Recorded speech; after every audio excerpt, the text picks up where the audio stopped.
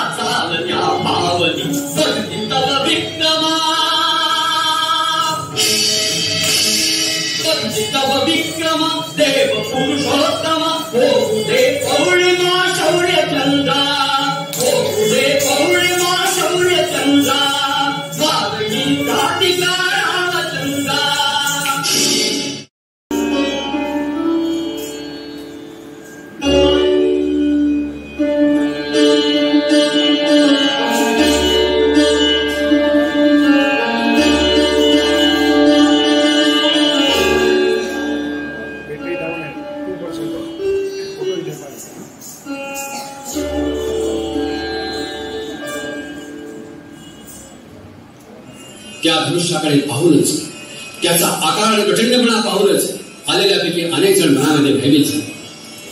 काही जण कुठल्याही मोठ्या धीराने ते उचलण्याकरता प्रत्यंचा लावण्यासाठी, परंतु उचलणं सोडाच ते धनुष्य जागेवरून हलवणेही कुणाला शक्य झालं. आणि शेवटी रामचंद्र उठले. त्यांनी ते धनुष्य उचलण्याची अनुज्ञा मागितली. जनकांनी अवश्य म्हटलं. श्रीरामांनी प्रथम त्या धनुष्याला भक्तिभावानं वंदन केलं. ते धनुष्य उचलून ते वाटवण्याचा प्रयत्न करू लागले. तोच विजेसारखा कडा असा आवाज झाला. भंग पावलं. त्याचे मोडून दोन तुकडे झाले.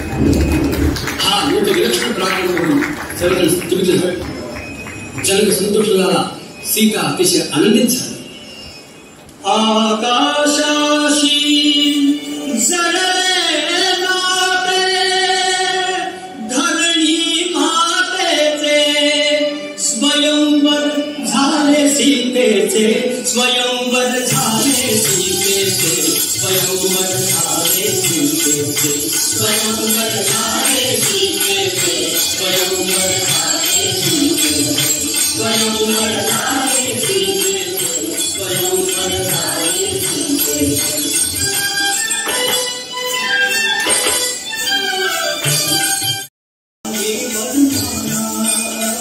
गगनामाची फेरफटका गरिबी करताना, झुकले थोडे राम जानकी घाई बनवताना.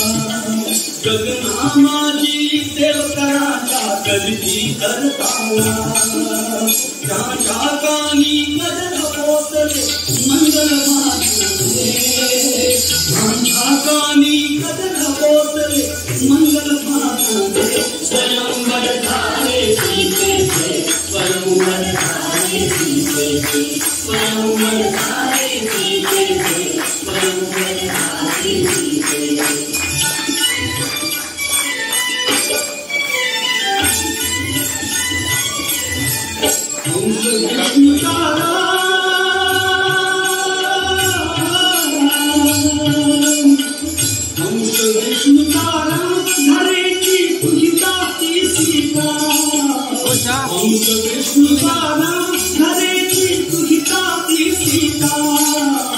गंधर्वांचे सूर लागले जय गीता गंधर्वांचे सूर लागले जय गीता आकाशाशी तरले नाते ऐसे धरणी थे आकाशाशी तरले ऐसे नाते धरणी थे स्वयंवर धारे सीतेचे स्वयंवर धारे सीतेचे रथाकालीची भावना भरपूर सीतेची विवाह आपल्या भक्तांना पूर्ण मानवीय कृतज्ञता या जनकानं लक्ष्मण भरत शत्रुघ्न तो अवर्णनीय समारंभ